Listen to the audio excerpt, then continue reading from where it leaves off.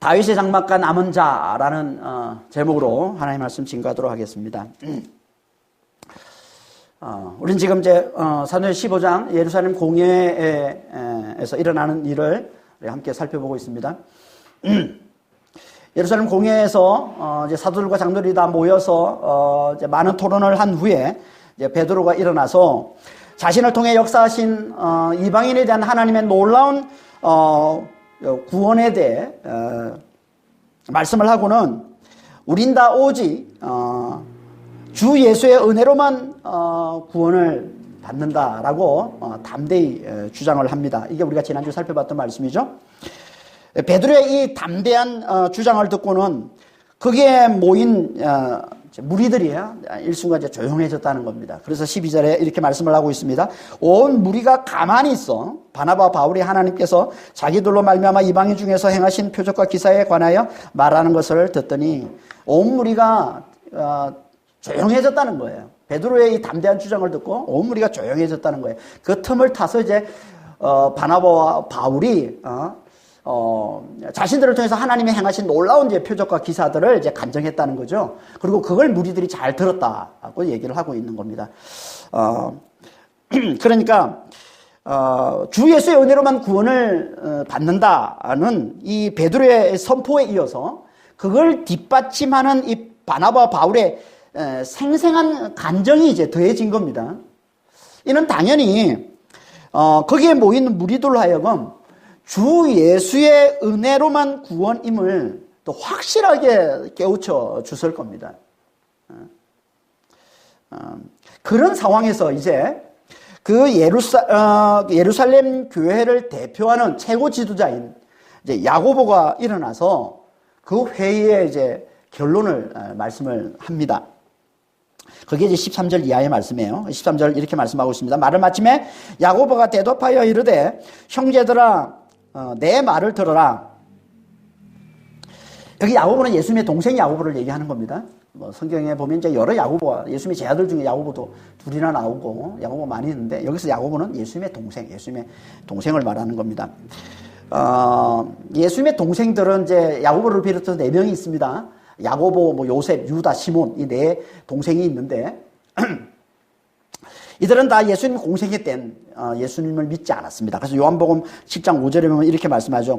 이는 그 형제들까지도 예수를 믿지 아니하며 동생들이 예수를 믿지 않았습니다. 언제 믿었느냐? 예수님께서 죽으시고 부활하신 다음에 예수님을 믿었습니다. 고린도서 15장 4절에 7절입니다. 장사 지낸 바 되셨다가 다시 살아나사 게바에게 보이시고 후에 12 제자에게와 그 후에 500여 형제에게 일시에 보이셨고 그 후에 야고보에게 보이셨으며 이 야고보가 예수님 동생 야고보를 얘기하는 겁니다. 그리고 사도행전 1장 13절 14절에 보면 들어가 그들이 유하는 다락방으로 올라가니 11 제자가 다 거기 있어 여아들과 예수의 어머니 마리아와 예수의 아우들과 더불어 마음을 같이하여 오로지 기도에 힘쓰니라. 이제 사도행전 1장 13절 14절은 이제 예수님께서 승천하신 후에 예수님께서 이제 부활하시고 승천하신 후에 이제 제 아들이 마가의 다락방에 모여 있는 걸 얘기하는 겁니다. 여기 이제 예수의 동생들 아우들이 여기 다 모여 있다라고 얘기를 하고 있습니다.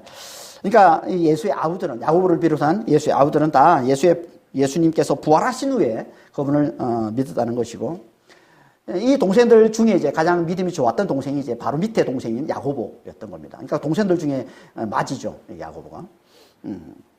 가장 믿음이 좋았어요. 그래서 그 야고보의 별명이 낙타 무릎입니다. 낙타 무릎이 뭐냐면 하도 기도를 많이 해서 무릎이 낙타 무릎처럼 됐다는 거예요. 그래서 거기에 그렇게 붙여진 별명이 이제 야고보에게 붙여진 별명이 바로 이 낙타 무릎입니다. 그러니까 야고보가 대단히 믿음이 좋았던 거죠. 그래서 그가 이제 예루살렘 교회가 크게 성장한 후에 예루살렘 교회가 크게 성장했다는 얘기는 결국 이제 유대인들에 의해서 대대적인 핍박이 일어났음을 보여주는 거죠.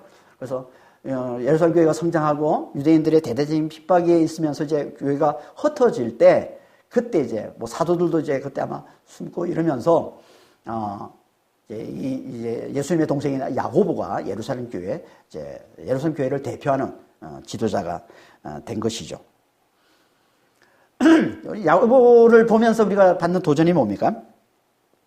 예수님도 돌아가시기 전엔 가족을 구원하지 못했다는 거예요. 하지만 돌아가신 후에 부활하신 주님께서 그를 찾아오셔서 만나 주시고 그리고 믿게 주셨다는 거죠. 그러니까 우리도 생전에 가족 구원이 안 될 수 있다는 거예요.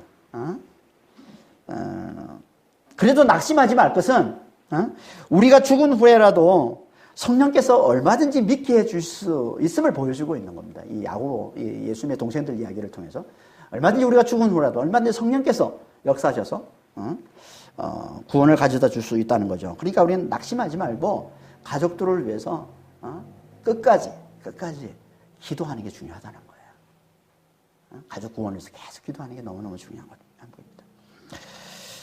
그러니까 예루살렘 교회의 최고 지도자 야고보가 이제 이 모두의 의견을 다 들어본 후에 이제 일어나서 이제 회의의 그 공의회의 이제 최종 결론을 이제 말씀하는데 이제 이렇게 이제 말씀을 하더라는 거예요. 이제 14절 이하가 이제 그 말씀인데 14절에 이렇게 말씀합니다. 하나님이 처음으로 이방인 중에서 자기 이름을 위할 백성을 취하시려고 그들을 돌보신 것을 시므온이 말하였으니, 여기 시므온은 베드로를 얘기하는 거예요.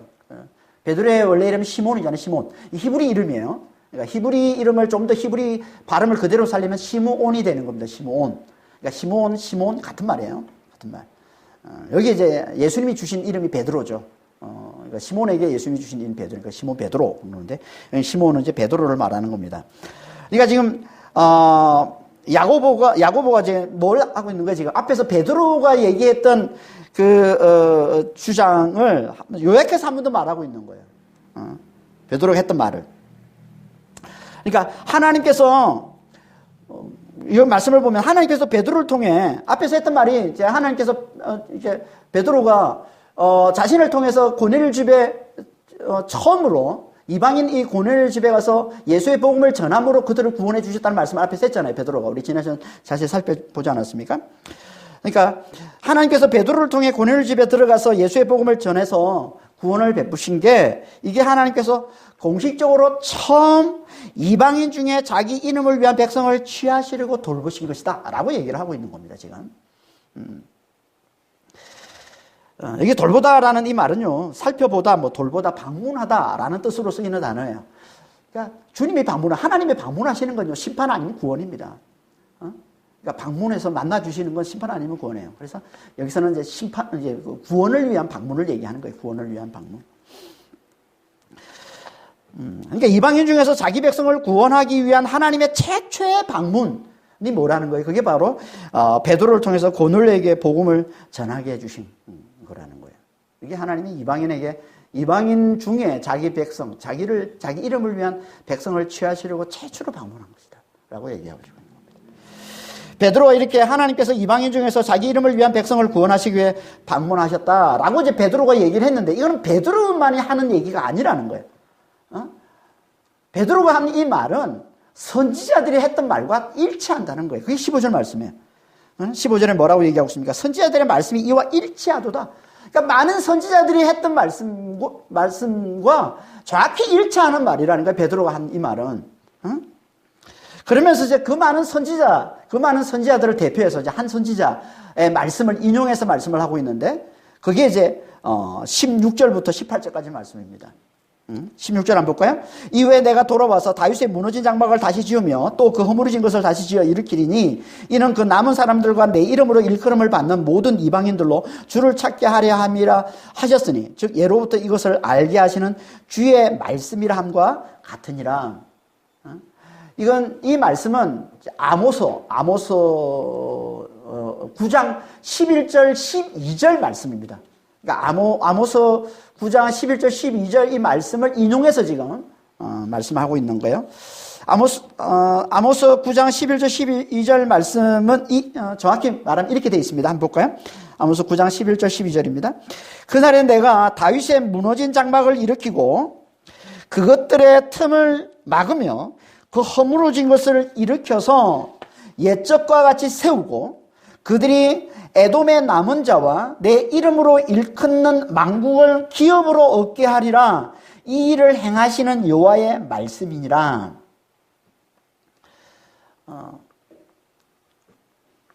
이게 아모스 이제 말씀인데요. 아모스는 9장까지 있습니다. 9장 어떻게 보면 마지막 15절이 마지막인데, 그러니까 11절부터 15절까지가 이제 마지막 결론의 말씀인데, 결론을 말씀하고 있는 거예요 지금. 아모스 선지자는 BC 750년에 활동한 선지자입니다. 출신은 유다 출신이지만은 주로 이제 북이스라엘에 대해서 이제 예언한 선지자죠. 그러니까 당시의 열방과 이스라엘의 심판에 대해서 예언했던 선지자입니다. 아모스는. 아모스가 활동한 당시에 이스라엘, 그러니까 북이스라엘과 남유다가 있는데, 북이스라엘은 여로보암 2세가 다스리고 있었고 남유다는 우시아 왕이 다스리고 있습니다. 둘 다 강성했던 나라를 다스리고 있었어요. 그러니까 그때가 어떻게 보면 잘 나가던 때예요. 북이스라엘도 잘 나가고 남유다도 잘 나가던 때입니다. 강성했습니다. 하지만 그들은 이제 자기들의 이 강한 힘에 취해서 영적으로 교만해지고 맙니다. 북이스라엘 남유다 다. 그러니까 겉으로는 하나님을 섬긴다고 하면서 실제로는 힘을 우상으로 섬기면서 하나님 말씀을 무시하고 가난하고 약한 자들을 멸시하고 착취하고 핍박하는 이런 불의가 가득했어요. 이스라엘 땅에. 그래서 하나님께서 아모스를 통해서 그들의 멸망과 심판을 예언하신 거예요. 그리고 이 예언대로 북이스라엘은 이 예언이 주어진 때로부터 한 30년 후에 722년에 아수르에 의해서 이제 철저하게 멸망을 당하게 되고, 그리고 남유다는 586년에 이제 바벨론에서 철저히 멸망을 당하게 되죠. 그 멸망과 그 심판을 이제 예언하고 있는 겁니다. 하지만 결론은 멸망이 결론이 아닙니다. 멸망은 구원이에요. 그 심판을 통해서 하나님께 돌아오는 자, 그 심판을 통해서 하나님 앞에 자신을 겸손히 낮추어서 하나님의 은혜가 없이는, 하나님의 공의 없이는 죽을 수밖에 없음을 알아보고 하나님의 은혜와 긍휼만을 간절히 구하는 열방의 이 남은 자들은 하나님께서 반드시 구원해 주신다고 말씀하고 있는 게, 그게 오늘 본문인 아모스 9장 11절 이하의 말씀인 거예요. 11절 12절의 말씀인 겁니다. 그래서 11절에 맨 앞에 그날이라고 되어 있어요. 아모스 9장 11절 맨 앞에 그날이 되는데, 이게 세상의 악을 하나님이 심판하시는 날이에요. 구약에서 그날은 항상 심판의 날을 말하는 거예요. 세상의 악에 대해서 하나님이 임하셔서 세상의 악을 다시 심판하시는 그날, 다윗의 무너진 장막을 내가 세우겠다, 다시 세우겠다라고 말씀하고 있는 겁니다. 다윗의 무너진 장막은요, 멸망당한 이스라엘을 말하는 겁니다. 멸망당한 이스라엘. 이스라엘을 다윗의 장막이라고 부르고 있어요. 왜 다윗의 장막이라고 그럴까요? 이스라엘에서 가장 신실했던 왕이 다윗입니다. 그러니까 이스라엘이 가장 부강했던 때가 다윗이 다스리던 때예요. 그래서 이스라엘을 다른 말로 다윗의 장막이라고 부르는 거예요. 그러니까 다윗이 다스리던 그때 하나님께서 그와 함께 하셔서 온 이스라엘을 온 열방이 우러러보는 가장 부강한 나라, 가장 영광스러운 나라로 하나님께서 세워주신 거예요. 이게 다윗의 나라, 이게 다윗의 왕국, 이게 이스라엘이었던 겁니다.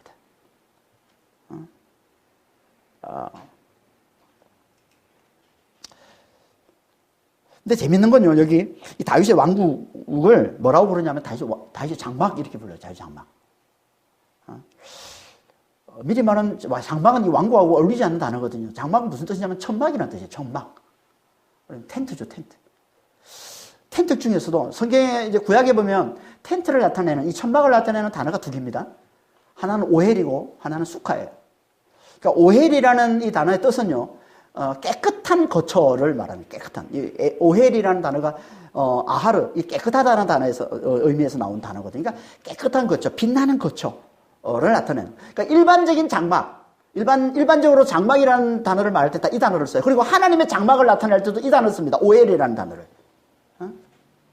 하지만 또 한 단어가 있는데, 그거는 오두막같이 풀로 엮어서 아주 이렇게 임시로 거처할 수 있는 그런 장소를 나타내는 장막, 그걸 나타내는 의미로 쓰는 건데, 그게 수카입니다. 수카. 성경에서는 광야에서 이스라엘 백성들의 임시 거처를 나타내는 말을 이제 이 단어를 써서 표현하고 있죠. 수카.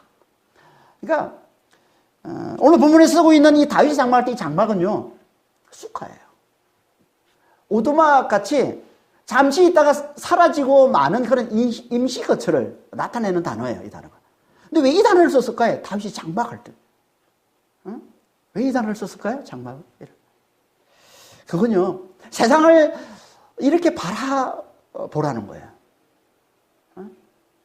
세상을 잠시 있다가 사라지고 마는 이 광야의 초막, 광야의 이 장막 같은 곳으로 바라보라는 겁니다.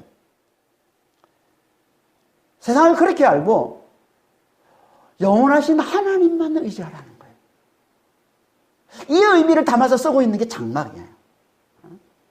이게 믿음이라는 거예요. 세상을 장막으로 알고 세상을 잠시 거치는, 잠시 있다가 사라지고 마는, 결국은 멸망일 수밖에 없는 그런 장막으로 알고 오직 하나님, 영원하신 그 하나님만 붙들고 살아가는, 이게 믿음이라는, 이게 다윗이 가졌던 믿음이라는 거예요. 이 믿음을 가진 자들, 이 믿음을 가진 자들만 하나님께서 반드시 구원해 주신다는 겁니다. 이게 다윗 장막이에요. 다윗 장막. 다윗은 이 믿음을 가지고 살았다는 거예요. 그래서 하나님께서 이스라엘 백성들에게 초막절을 지키라라고 말씀을 하십니다. 초막절을 지키라. 그래서 지금도 이스라엘 백성들은요, 유대력으로 7월 15일이 되면 초막절을 다 지킵니다. 유대인들, 신실한 유대인들은 이제 그 초막절을 다 지킵니다. 아무리 뭐 부자라도 이 이제 7월 15일이 되면 초막절. 우리로 하면 이제 추수감사절이지만 실제로는 여기 이제 이 초막절에서 나온 말이에요. 그 초막절을 지키는데 이 뭐냐면, 뭐 예를 들어서 아파트에 사는 사람이면 아파트 베란다에 이 풀로만 이 풀 같은 것으로 엮어서 아주 임시 거처를 만들어요. 그리고 거기서 일주 동안 지냅니다. 마당에 있는 사람은 마당에 이제 그렇게 만들어서 거기서 일주 동안 지내고. 이게 초막절을 지키는 것인데, 왜 하나님께서 이스라엘 백성들에게 이 말씀을 주셨을까요? 광야의 초막 생활을 잊지 말라고. 모든 것이 잠시 있다가 결국 사라지고 마는 것임을 알고 영원하신 하나님만 바라봤던 그 광야의 삶을 잊지 말라고. 하나님만을 붙들었던 그 광야의 삶을, 그래서 구원을 받았던 그 광야의 삶을 잊지 말라고. 그들만 하나님께서 반드시 구원해 주심을 이걸 통해서 나타내 보여주시는 거예요. 너희가 초막임을, 이 세상을 초막임을 알고 광야의 초막과 같은 것으로 알고 영원하신 하나님만을 의지할 때 하나님께서 비로소 구원을 가져다 주신다는 것을 이 말씀을 통해서 하나님께서 깨닫게 해주시는 겁니다. 세상을 그렇게 봐야 구원이 있다는 거예요. 세상은 잠시 있다가 사라지는 임시거치, 광야의 초막과 같은 것이라는 거예요. 그래서 초막이라는 단어가 쑥하예요. 광야의 초막절을 지날 때 이 초막절이라는 이 단어가 쑥합니다. 쑥. 잠시 있다가 사라지고 마는 거예요.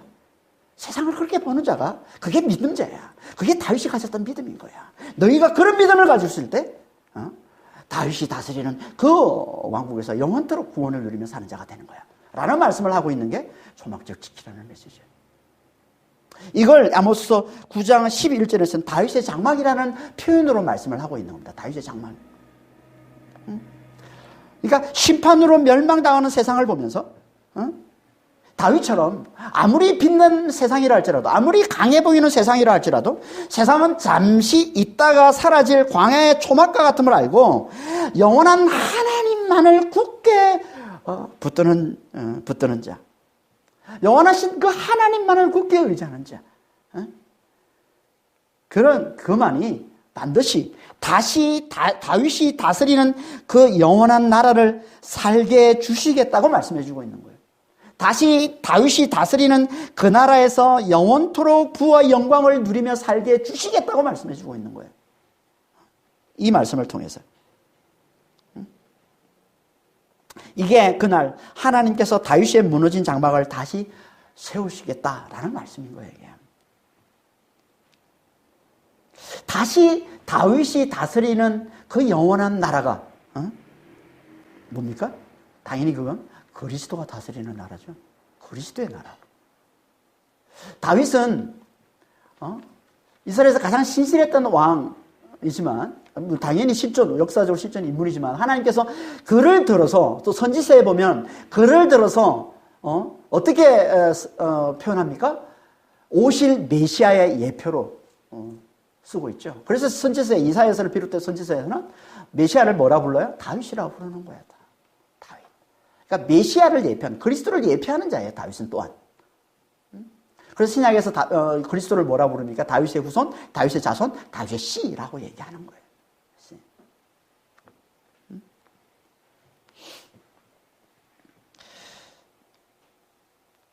그러니까 다윗의 무너진 장막을 다시 세우신다라는, 다윗이 세우시겠다라는 이 말씀은요, 그리스도를 보내셔서 그 안에서 영원한 구원을 누리게 해주시겠다는 말씀인 거예요. 다시 말해서 그분을 믿는 자는 누구라도 다, 그리스도를 믿는 자는 누구라도 다 영원한 부와 영광과 기쁨과 평강을 누리며 살게 주시겠다라고 말씀하고 있는 겁니다. 이게 다윗의, 무너진 다윗의 장막을 내가 다시 세우겠다라는 말씀입니다. 그래서 다윗의 장막을 다시 세우시는 목적을 하나님께서 말씀해 주시는데 17절에서 그 목적을 말씀해요. 다윗의 장막을 내가 세우는데 그 목적이 뭐냐면 그 목적을 17절에 이렇게 말씀을 하고 있는 거예요. 이는 그 남은 사람들과 내 이름으로 일컬음을 받는 모든 이방인들로 주를 찾게 하려 함이라 하셨으니.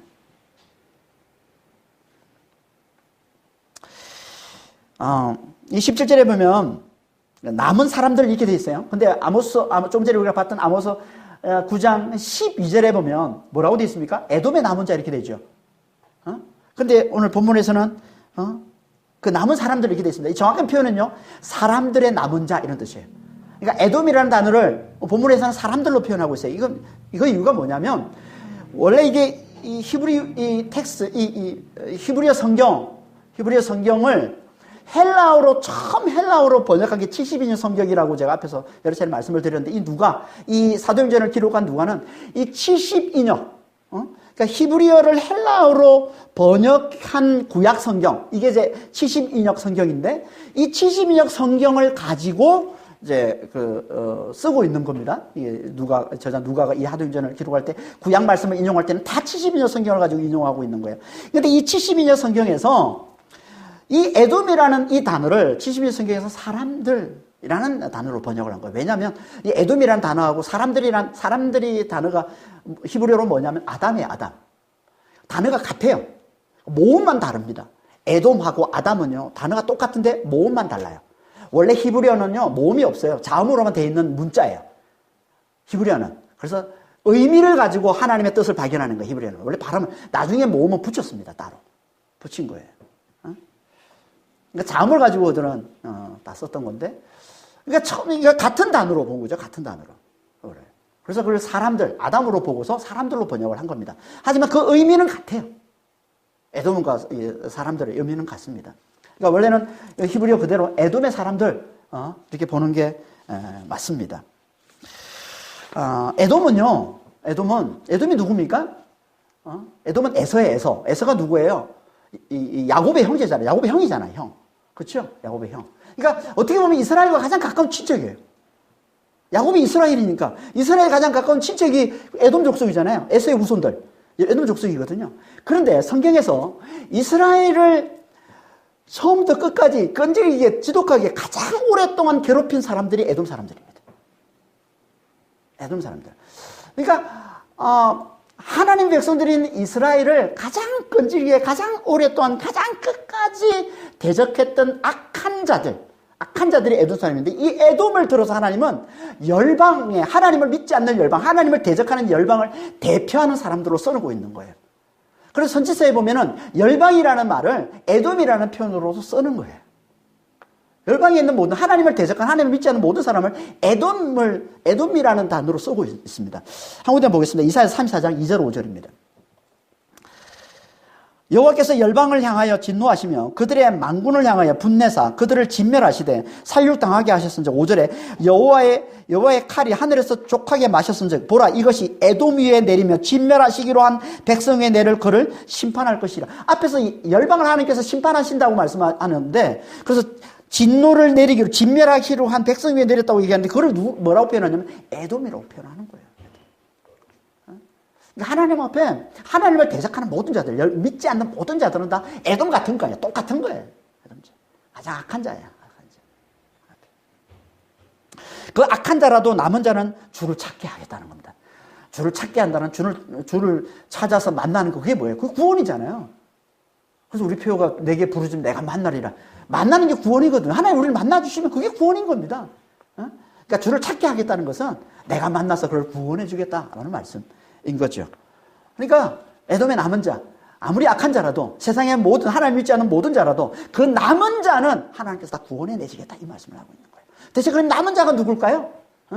하나님께서 세상을 멸하실 때, 하나님의 세상을 심판하실 때, 그 심판을 보면서, 멸망당하는 그 세상을 보면서, 아, 세상은 마치 광야의 초막과 같은 것이구나. 잠시 있는 것이구나. 결국 멸망일 뿐이구나. 라는 것을 알아보고, 영원하신 하나님을 찾아와서, 영원한 하나님을 의지하는 자, 하나님의 긍휼과 하나님의 이 은혜만을 붙드는 자, 이게 남은 자인 거예요. 이게 남은 자인 거예요. 하나님 앞에 돌아오는 자, 하나님 앞에 나오는 자, 하나님의 은혜와 긍휼을 구하고 찾는 자, 그들은 하나님께서 다 구원해 내시겠다라고 말씀하고 있는 거예요. 그래서 이걸 다른 표현으로 그들을 위해 내 이름이 불려지는 모든 이방인들 이렇게 표현하고 있는 거예요. 그래서 17절에 보면 그 남은 사람들이라고 그러고 그걸 또 다른 말로 같은 말이에요. 같은 말을 다른 말로 내 이름으로 일컬어 받는 모든 이방인이라고 표현하고 있는 거예요. 모든 열방이라고 표현하고 있는 거예요. 이게 남은 자, 열방, 에돔의 남은 자라는 겁니다. 정확한 번역은요, 그들 위해 내 이름이 불려지는 모든 이방인, 이런 뜻입니다. 내 이름이 불려지는 모든 이방인. 그러니까, 이방인들 가운데 주의 이름이, 하나님의 이름이 불려지는 자들이 있다는 거예요. 그들은 하나님께서 반드시 구원해내시겠다는 거예요. 무슨 말일까, 이 말이? 하나님은요, 성경에 자주, 하나님의 이름을 부르는 자를 구원하신다고 말씀하시고 그러니까 구원하신 자를 하나님의 이름으로 불려지는 자라고 표현합니다. 로마서 10장 13절에 누구든지 주의 이름을 부르는 자는 구원을 받으리라. 이사야서 53장 7절에 내 이름으로 불려지는 모든 자 곧 내가 내 영광을 위하여 창조한 자를 내게 오게 하라. 주의 이름을 부르는 자를 하나님께서 구원하시는데 그렇게 주의 이름을 부르는 자를 뭐라고 표현하냐면 주의 이름을 불려지는 자, 하나님께서 당신의 이름을 주셔서 주의 이름으로 불려지는 자가 되게 하셔서 구원해 주신다는 거예요. 그러니까 주의 이름을 부르는 자, 하나님의 은혜 없이는 하나님의 긍휼 없이는 죽음인 줄 알고 멸망임을 알고 하나님 앞에 나와서 하나님의 은혜와 긍휼만을 간절히 구하는 자가 주의 이름을 부르는 거거든요. 주님 없이는 죽음입니다. 그 주의 이름을 부르는 자예요. 그 주의 이름을 부르는 자는 주님께서 당신의 이름을 주셔서 구원해 주신다는 거예요. 당신의 이름을 가진 자는 구원인 거예요. 그런 멸망당하지 않는 거예요. 그래서 내 이름을 불려준 자는 내게 오게 하라 하는 거예요. 여러분 세상에서도 그래서 성경에서 자주 뭐라고 표현하고 있냐면 멸망당하는 자들에게 멸망당하는 자들 여자로 표현하고 여자들이 남자에게 와서 당신의 이름을 줘 우리를 구원하소서라고 얘기하는 거예요, 성경에서. 이사야서 4장 1절 말씀이 그 말씀이잖아요. 그날에 7 여자가 한 남자를 붙잡고 말하기를 우리가 우리의 떡을 먹으며 우리의 옷을 입으리니 다만 당신의 이름으로 우리를 부르게 하여 우리가 수치를 면하게 하소서. 구원해 주소서. 당신 이름으로 불리게 하소서.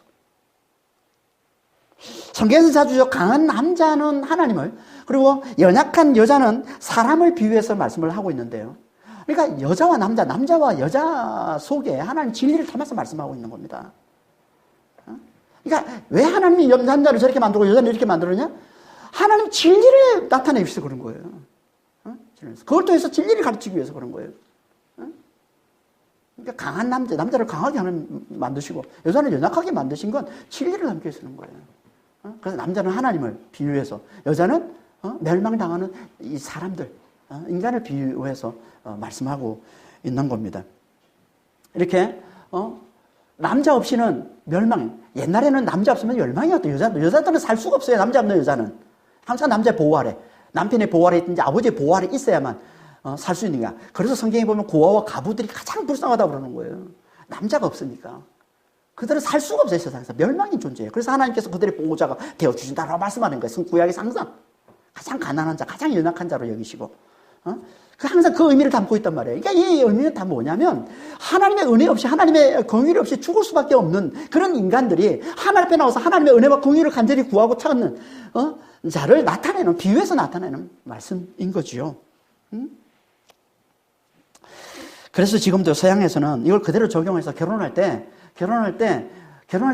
곧 뭐냐면 연약한 여자가 강한 남자의 보호 아래 들어간다는 의미로 결혼하면 여자가 남자 이름을 갖게 되는 겁니다. 결혼은 여자에게 남자가 자기 이름을 주는 거예요. 이 의미를 그대로 담았어요. 그러니까 성경에서 나온 거란 말이에요. 이 풍습이, 이 관습이.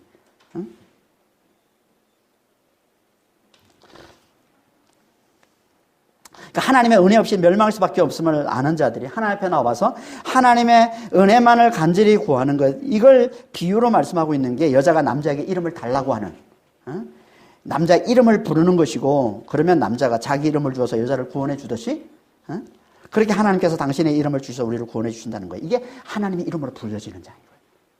여러분, 우리가 예수를 믿는, 우리가 제대로 하나님을 믿어서 구원을 받는 자가 맞다면 우리는 다 하나님 이름으로 불려지는 자가 맞습니다. 여러분, 진짜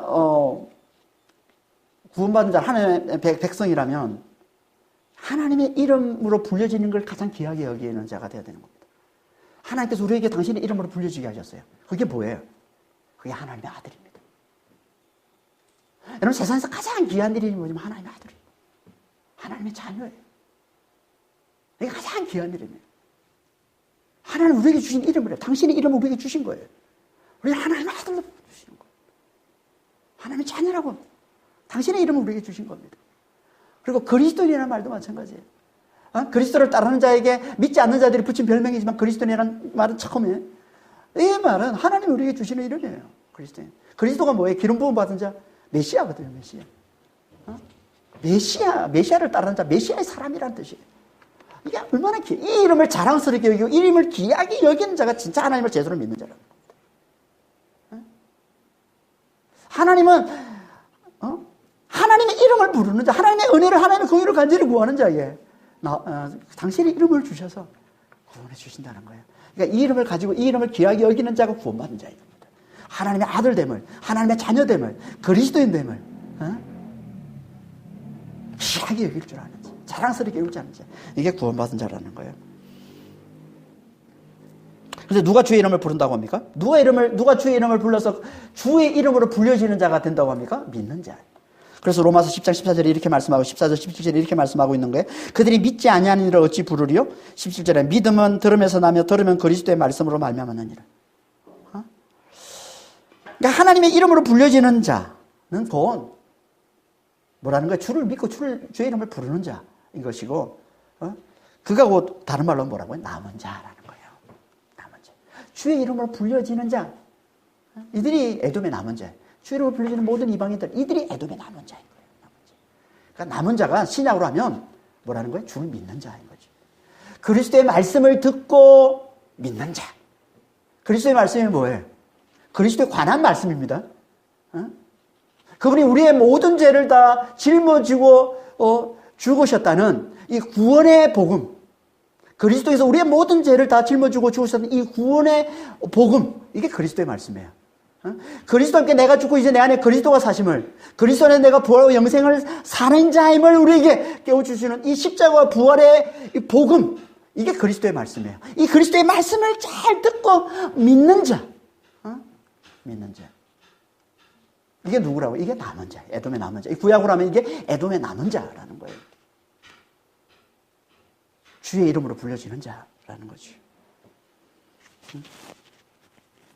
이들이 누구라고 했습니까? 심판으로 인해서 멸망당하는 이 세상을 보면서 세상은 잠시요, 세상은 결국 멸망이요, 세상은 광야의 초막과 같이 잠시 있다가 사라지는 그 뿐임을 알아보고 영원하신 하나님께 나와서 하나님을 간절히 붙드는 자.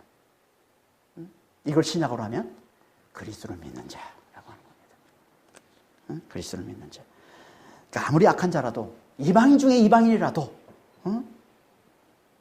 심판을 통해서, 세상에 일어나고 있는 심판을 통해서, 세상의 멸망을 보면서, 멸망당하는 이 세상을 보면서, 세상은 잠심을 알아보고, 세상은 결국 멸망임을 알아보고 하나님의 은혜만을 간절히 구하는 자. 다시 말해서 그리스도 안에 있는 하나님의 그 은혜를 알아보고 하나님의 그 긍휼을 알아보고 그 하나님의 은혜만을 간절히 붙드는 자, 그리스도만을 간절히 의지하는 자, 그가 남은 자인 것이고 그는 하나님께서 반드시 구원해 주시겠다 라고 말씀을 하고 있는 겁니다.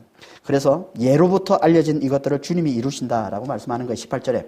즉 예로부터 이것들을 알게 하시고 주의 말씀이라. 예로부터라는 것은 창세 이후로 알려졌다는 거예요. 그러니까 하나님께서 창세 이후로 계속 이것을 말씀해 왔다는 거예요. 이게 창세 이후로 하나님께서 말씀하신 거라는 거예요. 주의 이름을 부르는 자, 주의 이름으로 불려지는 자가 구원받은 자가 될 것이다. 모든 이방인 가운데, 에돔 가운데 주의 이름으로 불려지는 자, 그 남은 자가 구원받는 자가 될 것이다 라고 하나님은 창세 이후로 계속 말씀해 왔다는 거예요. 그리고 하나님 주님께서 그걸 이루신다. 이건 본문에는 빠져있지만 아모스 9장 12절에는 말씀하고 있잖아요. 주님이 이루신다라고 말씀하고 있거든요. 이걸 반드시 하나님께서 이루신다는 거예요. 이게 선지자들이 전한 말씀이었다는 거예요. 베드로가 앞에서 얘기했고 많은 선지자들이 전한 메시지가 이거였다는 거예요. 이게 하나님의 뜻이라는 거예요. 이게 하나님 오직 믿는 자만, 하나님 오직 남은 자만, 오직 주 예수의 은혜만을 붙드는 자만 하나님이 구원하신다는 거예요. 하나님 이것만 말씀해 오셨다는 거예요. 그래서 그러니 우리도 다 이게 하나님의 뜻임을 알고 주 예수의 은혜를 알아보는 이 믿음만을 굳게 붙드는 자가 되자. 이게 야고보가 내린 결론인 겁니다. 우리 다 이게 지금까지 많은 선지자들이 전해왔고 베드로가 전하고 그래서 하나님께서 계속 말씀해 오신 구원의 유일한 조건이 이것이다. 오직 믿는 것, 오직 남은 자가 되는 것, 주 예수의 은혜만을 알아보는 것, 이것만이 구원을 받는 유일한 조건인 걸 잘 깨달아서 우리도 이 은혜만을, 이 믿음만을 굳게 붙드는 자가 되자 라고 야고보가 지금 결론으로 말씀하고 있는 거죠. 그래서 19절에 이렇게 말씀하고 있는 겁니다. 그러므로 내 의견에는 이방인 중에서 하나님께로 돌아오는 자들을 괴롭게 하지 말고 다만 괴롭게 하지 말고 이방인 중에서 하나님께 돌아오는 자를 괴롭게 하지 말라는 말이 뭐겠어요? 그들에게 할례를 받아야 구원을 받는다 이런 소리 하지 말라는 거예요. 그런 소리예요. 주 예수의 은혜로만 구원받는 자인 걸 알고 오직 믿음으로만 구원받는 것을 알고 그렇게 예수를 믿는 자가 있으면 그렇게 주 예수의 은혜를 붙드는 자가 있으면 그들을 격려해주고 위로해주고 하여튼 현재로 받아들인 자가 되라는 거예요. 제발 할례를 받아야 율법을 지켜야 구원받는다 이런 소리 하지 말고 괴롭게 하지 말고 그러면서 한 가지를 덧붙이는데 그게 뭡니까? 네 가지만 멀리하게 하자. 네 가지만 멀리하도록 권하는 게 좋겠다고 판단한다는 거죠. 그 네 가지가 뭡니까? 20절에 이렇게 말씀하고 있습니다. 다만 우상에 더러운 것과 음행과 목매어 죽인 것과 피를 멀리하라고 편지하는 것이 옳으니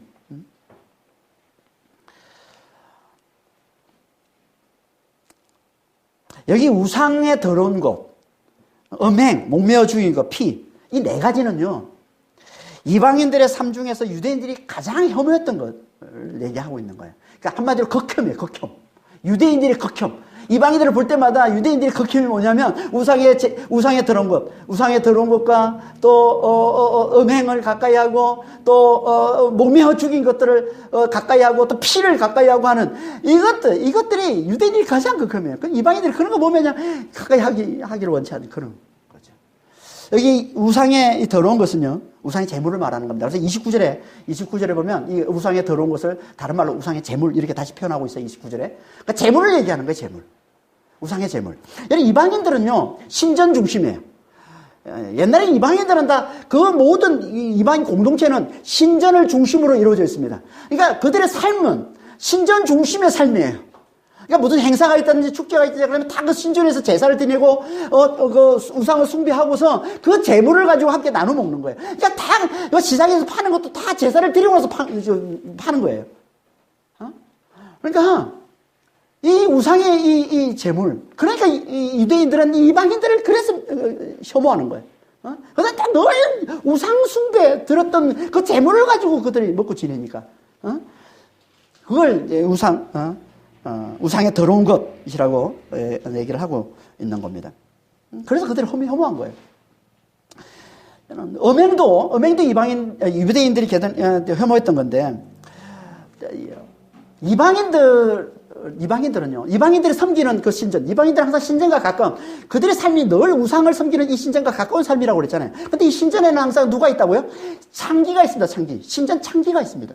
그러니까 그들이 우상 숭배는요, 우상숭배는 뭐냐면, 그 창기들과 관계하는 게 우상숭배의 의식이에요.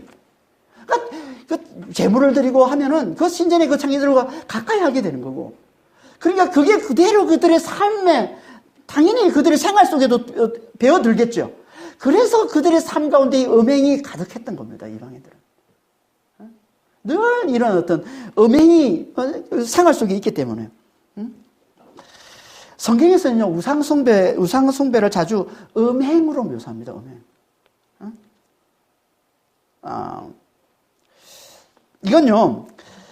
이건 곧 하나님이 아닌 다른 신과 친밀한 관계를 맺는 우상숭배는 다른 신과 친밀해지는 거잖아요. 이 우상숭배가 사회 현상으로 나타나는 게 음행임을 보여주는 거예요. 그 본질식, 영적인 그 본질은 하나님을 떠나서 다른 신을 섬기는 거예요. 다른 우상을 섬기는 거예요. 하나님과 친밀한 관계를 끊고서 다른 신과 친밀한 관계를 맺는 거예요. 이게 사회 현상으로 나타나고 있는 게 음행인 거예요. 그래서 성경에 그토록 자주 우상숭배를 음행과 같은 것으로 자주 그렇게 말씀을 하고 있는 겁니다. 사회에 음행이 가득한 건요, 뭘 보여주는 겁니까? 그 사회에 우상숭배가 가득함을 보여주고 있는 거죠. 음행에 가득한 거예요. 그러니까 지금 우리 사회에 음행이 가득하다는 건 우리 사회가 이렇게 성적으로 문란하고 이렇게 사회적으로 엄란한 문화가 이렇게 가득해져 있다는 건 결국은 뭐라는 거예요? 우리 사회가 우상숭배에 깊이 빠져져 있음을 보여주고 있는 거예요. 우상숭배가 너무 깊이 빠져져 있음을 사회현상적으로 보여주고 있는 모습이에요. 이 성적인 쾌락을 추구하고 이런 엄연과 이런 타락된 이런 것들은 결국은 우리가 얼마나 우상숭배에 깊이 빠져 있는지, 하나님을 믿지 않고 하나님을 떠나고 하나님을 멸시하고 돈을 우상숭배하고 권력을 우상숭배하고 이 세상 것들을 우상숭배하는 모습에 얼마나 우리가 많이 깊이 사로잡혀 있는지가 사회현상으로 나타나고 있는 게 음행이라는 거예요. 그냥 우상숭배 같은 것으로 여긴 겁니다. 그래서 유대인들이 이 음행을 그렇게 혐오했던 겁니다.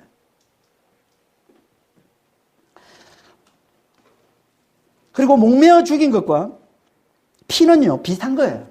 목매어 죽였다는 말은 무슨 말이냐면 피를 흘리지 않고 교살되어서 질식사한 걸 말하는 거예요. 그러니까 목매어 죽인 그 짐승을 잡는데 그냥 목만 매어 죽인 거예요. 피를 안 뽑고. 그럼 짐승을 먹으면, 고기를 먹으면 피채 먹게 되는 거죠. 그래서 유대인들이 혐오한 거예요.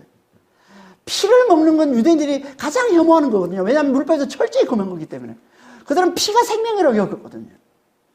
그래서 하나님께서 철저하게 유대인들에게 율법으로 절대 피를 먹지 말라고 눈에 강조해서 가르쳤던 겁니다. 그러니까 이렇게 혐오하는 그 피를 먹는 거니까 너무 혐오하는 거죠. 이방인들은 이 상종할 수 없는 존재라고 여긴 거예요. 늘 우상숭배를 하고 우상숭배로 가득 차 있고 삶이. 그리고 늘 피를 또 가까이 하고 있으니까 그래서 지금 야고보가 이방인들에게 이런 것들만은 그만하고 이것들만은 가까이 하지 말라고, 이것들만은 멀리 하라고 권하는 게 옳다라고 생각한다라고 얘기하는 거예요. 야고보가. 왜요?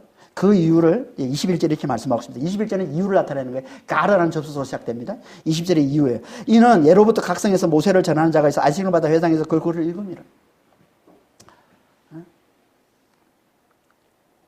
각 도시마다 모세 율법을 따르는 자들이 있기 때문이라는 거예요.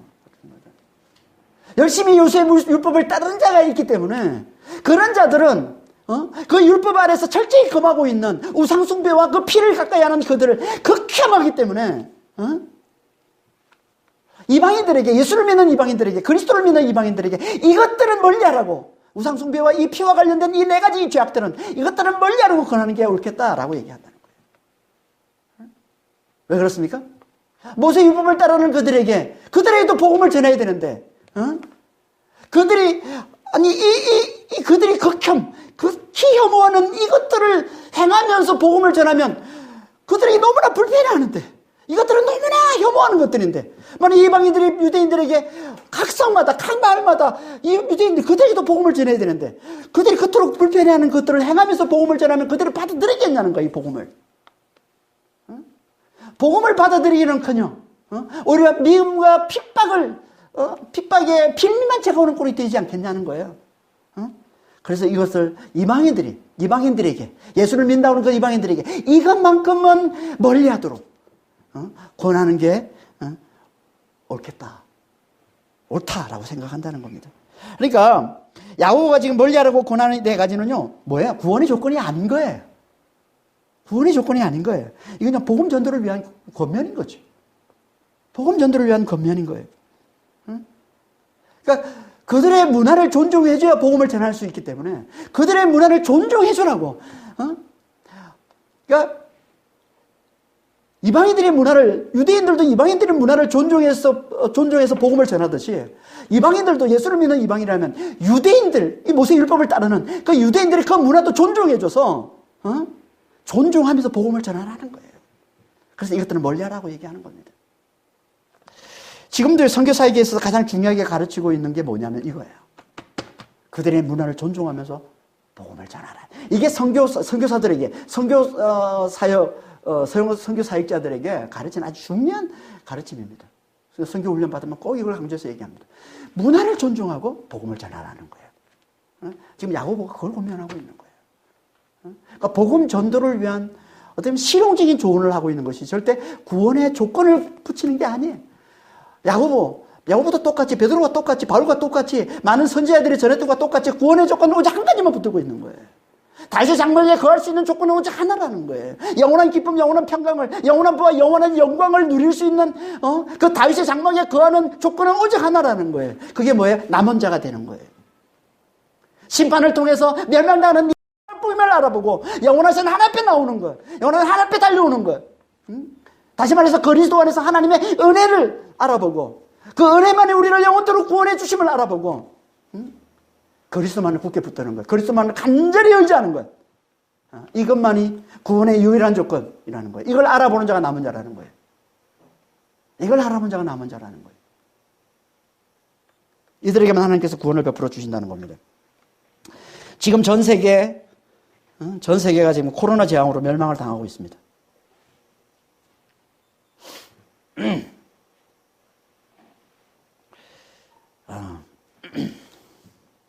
1918년 스페인 독감으로 2년 동안 2,500에서 5천만 명이 죽었다고 그래요. 엄청난 재앙이죠. 세상에서 일어난 가장 큰 재앙이라고 얘기를 합니다. 100년 만에 또다시 매일 하루에 수천 명씩 죽어가는 엄청난 재앙이 지금 들이닥친 겁니다. 세계대전 이후에 우리가 경험해 본 적이 없는 너무나 끔찍한 멸망이죠. 그렇잖아요. 세상에 아무리 힘있고 아무리 부강하고 그렇잖아요. 미국조차도 저렇게 강한 나라인데도 속수무책이잖아요. 하루에 수천 명씩 죽어가는데도 그냥 볼 수밖에 없는, 어떻게 할 수 없는, 너무나 그 앞에 무력한, 너무나 그 앞에 아무것도 아닌 존재가 돼버리는 지금 그런 모습 아닙니까 지금 세상이? 이런 세상의 멸망을 보면서 하나님 앞에 달려나와서 하나님의 은혜만이 우리에게 영원한 구원을 가져다 주심을 알고 그 하나님의 은혜만을, 그리스도만을 굳게 붙드는 자, 이게 남은 자라는 겁니다. 이들만 구원받는 백성 남은 자가 된다는 거예요. 그렇지 않으면 어린다. 결국 멸망이라는 겁니다. 이런 멸망을 보면서도 하나님을 무시하고 돈과 권력과 이런 어떤 성의 이런 우상 숭배에 빠져 있는 자들은 결국 세상과 함께 영원히 멸망당하고 말 거라는 거예요. 그러니까 세상에서 일어나고 있는 멸망의 징조를 보고서 세상의 실상을 제대로 알아보는 자가 남은 자인 거예요. 구원받을 백성인 거예요. 그러니까 우리는 이 세상의 이 멸망의 이 징조를 보면서 정말 세상은 잠시요. 결국 멸망임을 잘 알아보는. 그래서 우리에게 영원한 구원을 가져다 주시는 하나님의 은혜만을, 그리스도 안에 있는 그 하나님의 은혜만을 굳게 붙드는, 그리스도만을 굳게 붙드는 그런 에돔의 남은 자, 하나님의 이름으로 불려지는 그런 이방인, 진짜 하나님의 백성, 하나님의 아들, 그리스도인이 다 되시기를 예수님으로 축원합니다. 기도하겠습니다. 하나님 아버지, 하나님의 심판으로 인해 멸망당하는 이 세상을 보면서 세상은 잠시요. 하나님만이 영원한 구원이심을 알아보고 하나님의 은혜와 긍휼만을 굳게 붙드는 남은 자가 될 수 있도록. 그리스도 안에 있는 하나님의 은혜만이 우리를 영원토록 구원해 주시는 진정한 구원임을 알아보고 그리스도만을 굳게 붙드는 믿는 자가 다 될 수 있도록 주님 저희들을 축복해 주시고 주님 인도하여 주시옵소서. 그래서 영원한 부와 영광과 기쁨과 평강을 누리는 아버지 하나님, 다윗의 그 장막에서 주여 영원토록 하나님과 함께 거하는, 영원토록 하나님과 함께 사는 아버지와 하나님 백성, 하나님의 아들, 하나님의 자녀들이 다 될 수 있도록 주님 저희들을 축복해 주시고 인도하여 주시옵소서. 감사하며 우리 주 예수 그리스도로 기도합니다. 아멘.